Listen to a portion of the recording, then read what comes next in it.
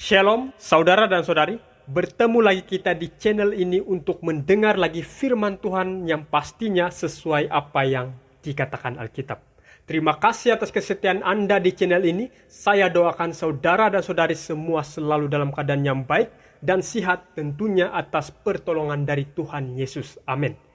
Apa pelajaran yang kita akan bahas kali ini? Pelajaran yang kita akan bahas kali ini adalah mengenai dosa yang tidak dapat diampuni. Nah, apakah ada dosa yang tidak dapat diampuni? Karena Alkitab menuliskan tentang satu dosa yang tidak dapat diampuni. Jadi, apakah dosa yang tidak dapat diampuni itu? Bagaimana cara seseorang melakukan dosa yang tidak dapat diampuni itu?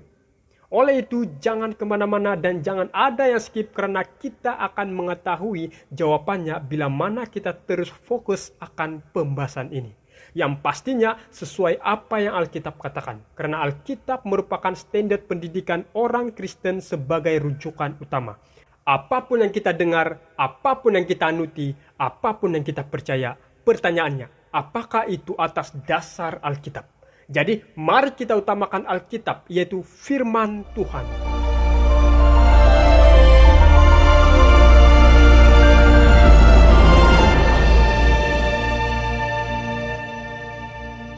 Bila mana kita mendengar ada dosa yang tidak dapat diampuni, mungkin hal yang paling menyedihkan di dunia ini adalah ketika seseorang melakukan dosa yang tidak dapat diampuni, di mana dia tidak ada lagi kesempatan untuk kembali kepada Tuhan.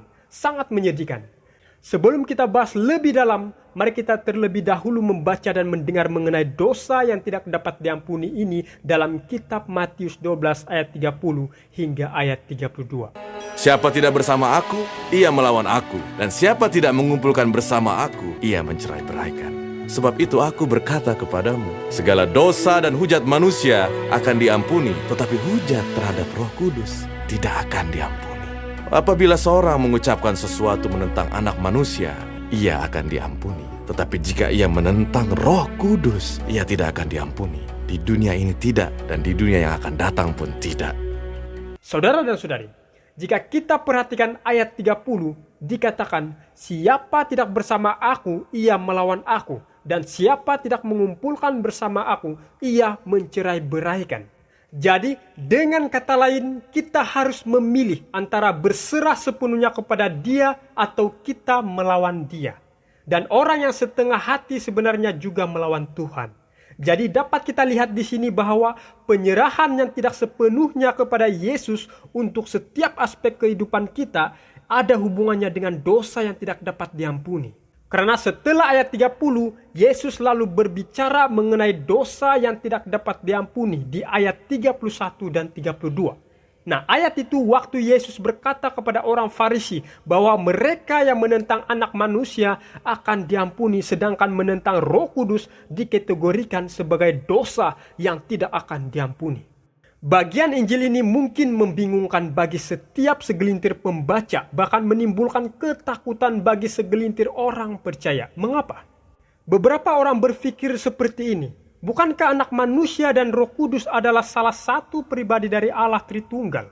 Lalu, mengapa menentang anak manusia dapat diampuni sedangkan menentang Roh Kudus dikatakan sebagai dosa yang tidak dapat diampuni? Oleh itu pertanyaan yang mendasarkan adalah apakah dosa yang tidak dapat diampuni itu? Apakah itu pembunuhan? Tentu tidak. Karena kita pasti ingat Musa melakukan pembunuhan dalam Keluaran 2 ayat 12. Jadi, apakah dosa yang tidak dapat diampuni itu adalah penyangkalan terhadap Kristus? Pasti tidak, karena Petrus pernah menyangkal Yesus dalam Markus 14 ayat 66 hingga 72. Atau apakah dosa yang tidak dapat diampuni itu mungkin bunuh diri? Tentu tidak, karena Tuhan yang tahu apa penderitaan hidup ini dan apa upaya yang dia sediakan. Sebab Simson pun bunuh diri dalam Hakim-Hakim 16 ayat 30. Lalu, kalau demikian, apakah dosa yang tidak dapat diampuni itu? Kita akan segera mengetahuinya bila kita terus fokus akan pelajaran ini. Nah, 3 contoh di atas yang admin paparkan bukan berarti boleh dilakukan. Bukan juga berarti kita pasti mendapat keampunan ketika melakukannya. Padahal kita tahu itu dosa dan bahkan melakukan dengan penuh kesadaran. Mari lihat ayat ini. 1 Yohanes 1 ayat 9. Jika kita mengaku dosa kita, maka Ia adalah setia dan adil, sehingga Ia akan mengampuni segala dosa kita dan menyucikan kita dari segala kejahatan. Ayat itu katakan setiap dosa yang kita bersedia untuk akui, maka Allah bersedia untuk ampuni. Nah, kalau itu benar, lalu kenapa ada dosa yang tidak dapat diampuni? Jadi berarti dosa yang tidak dapat diampuni adalah dosa yang tidak diakui dan yang tidak mau bertobat. Karena dikatakan jika kita mengaku, kita dapat diampuni. Nah, kalau kita lihat sekali lagi Matius 12 ayat 31 di mana Yesus berkata, "Sebab itu aku berkata kepadamu, segala dosa dan hujat manusia akan diampuni, tetapi hujat terhadap Roh Kudus tidak akan diampuni." Untuk memahami apakah dosa melawan Roh Kudus ini, kita perlu memahami apa fungsi Roh Kudus. Namun sebelum memahami fungsi dari Roh Kudus itu, kita terlebih dahulu perlu tahu apa arti menghujat.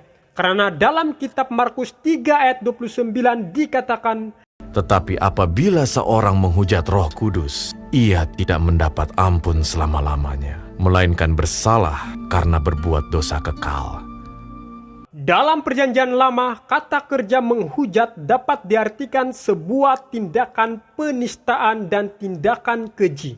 Berdasarkan 1 Samuel 3 ayat 13, anak-anak Eli dianggap menghujat Allah dengan berbuat keji di hadapan pelayanan Tuhan. Nehemia 9 ayat 18 dan 26 dan kitab Ezra juga membahas mengenai nenek moyang bangsa Israel yang menghujat Allah dengan frasa berbuat nista yang besar. Lalu Yeskiel 20 ayat 27 hingga 32 juga berbicara mengenai menghujat Allah karena memberikan persembahan kepada berhala di atas tempat yang tinggi.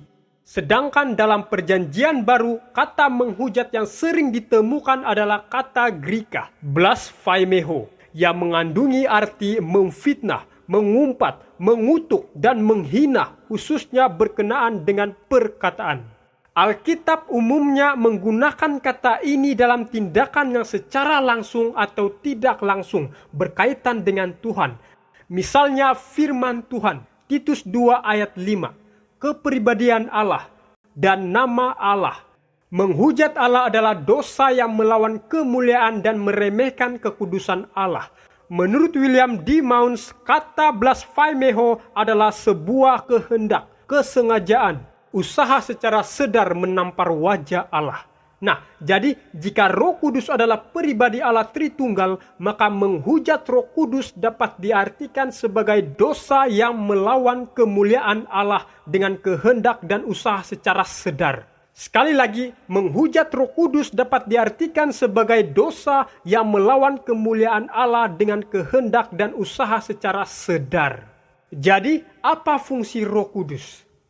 Roh Kudus adalah pribadi ketiga dari keilahian dan ada 3 hal yang Roh Kudus lakukan dalam semua kehidupan kita. Pertama, kita dapat lihat dalam Yohanes 14 ayat 26. Tetapi penghibur, yaitu Roh Kudus, yang akan diutus oleh Bapa dalam namaku, dialah yang akan mengajarkan segala sesuatu kepadamu dan akan mengingatkan kamu akan semua yang telah kukatakan kepadamu. Jadi, apa yang Roh Kudus lakukan? Dia akan mengajar.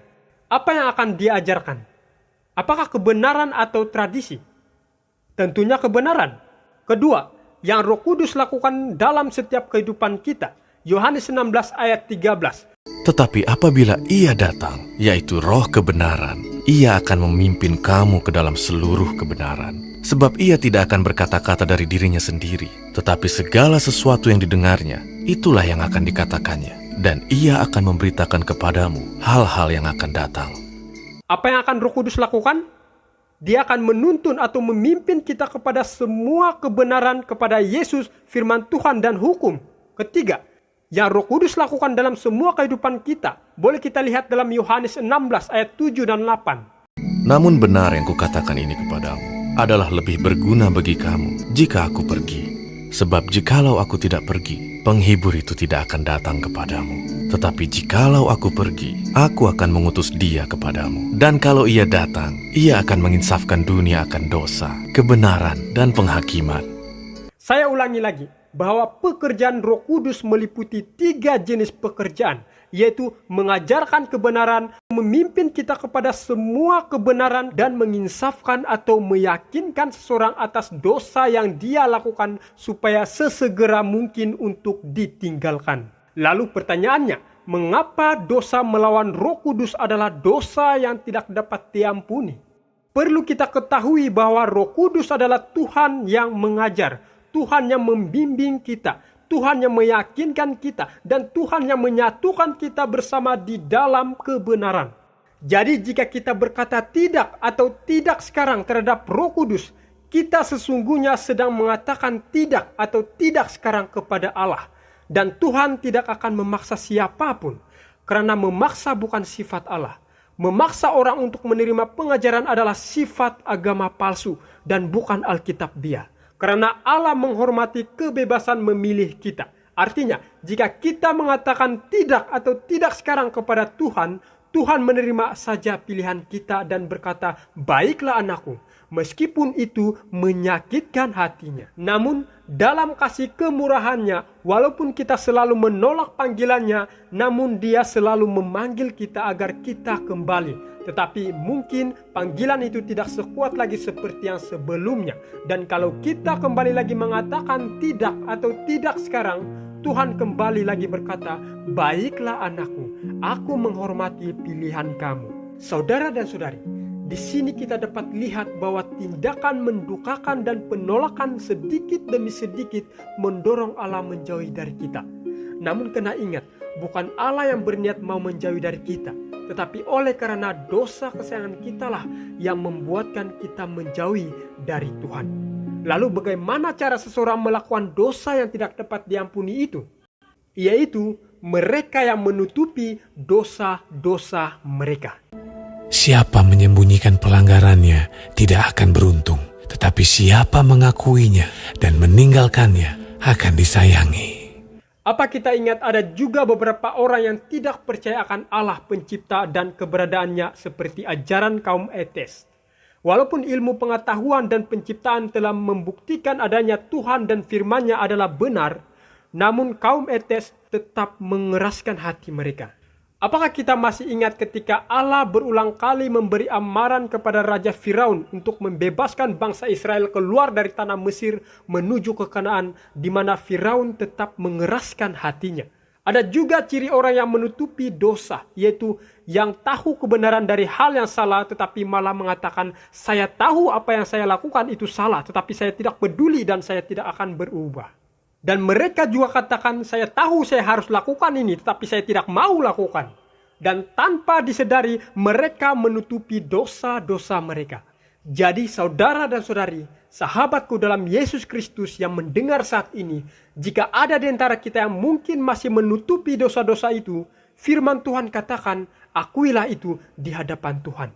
Yang kedua, bagaimana seseorang melakukan dosa yang tidak dapat diampuni itu adalah mereka yang selalu menunda. Nah, saudara dan saudari, penundaan sebenarnya sangat berbahaya. Masih ingat saat Paulus berbicara tentang kebenaran Injil kepada Raja Agripa dalam Kisah Para Rasul 26 ayat 28. Namun raja itu menjawab, Hampir saja kau yakinkan aku menjadi orang Kristen.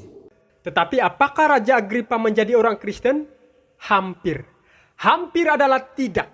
Raja itu hampir diselamatkan, namun benar-benar hilang. Di setiap seminar maupun di setiap mendengar pelajaran dari channel ini, ada begitu banyak orang yang hampir mengikuti Yesus, saudara-saudari. Hampir menerima kebenarannya. Saya berdoa, kiranya tidak ada di antara kita yang hampir mengikuti Yesus. Ada begitu banyak manusia di akhir zaman nanti yang mereka hampir ikut Kristus. Mereka hampir ke surga. Tetapi apakah mereka ke surga? Tidak. Kenapa? Karena mereka menunda. Mereka tidak mengambil keputusan untuk Tuhan. Mereka menunda. Jadi bagaimana dengan kita saat ini, saudara-saudari? Apakah Anda dan saya hampir diselamatkan, namun sesungguhnya adalah orang-orang yang benar-benar hilang? Nah, sekali lagi, dosa yang tidak diampuni bukanlah jenis dosa, tetapi lebih kepada tingkatan dosa. Artinya penolakan yang terus-menerus atas pekerjaan Allah dalam kehidupan kita. Sampai akhirnya kita tidak bisa lagi merespon pimpinannya. Ini adalah pelanggaran terhadap Roh Kudus. Jadi dosa yang tidak dapat diampuni adalah dosa yang tidak diakui dan yang tidak mau bertaubat. Saudara dan saudari, ayat terakhir dalam pembahasan ini saya mau kita renungkan bersama dalam kehidupan kita. Carilah Tuhan selama Ia berkenan ditemui. Berserulah kepadanya selama Ia dekat. Saudara dan saudari, jangan sampai ketika Tuhan sudah jauh baru kita mencari Dia. Jangan sampai ketika kita sudah berlumuran dosa baru kita tergerak mencari Tuhan dan Tuhan tidak ditemui lagi. Tetapi biarlah selama Tuhan masih dekat, carilah Dia dan berserulah selama Ia berkenan ditemui. Jangan sampai oleh karena dosa kesayangan kita yang belum kita akui membuatkan kita tidak lagi dapat berseru kepada Tuhan. Sekali lagi, jika video-video pembahasan di channel ini memberkati kita, jangan lupa like, subscribe bagi yang belum subscribe, dan share agar firman Tuhan menjadi berkat. Dan dengan demikian orang akan mengetahui kebenaran sesungguhnya. Bertemu lagi kita di pelajaran selanjutnya. Tuhan Yesus memberkati kita semua. Amin.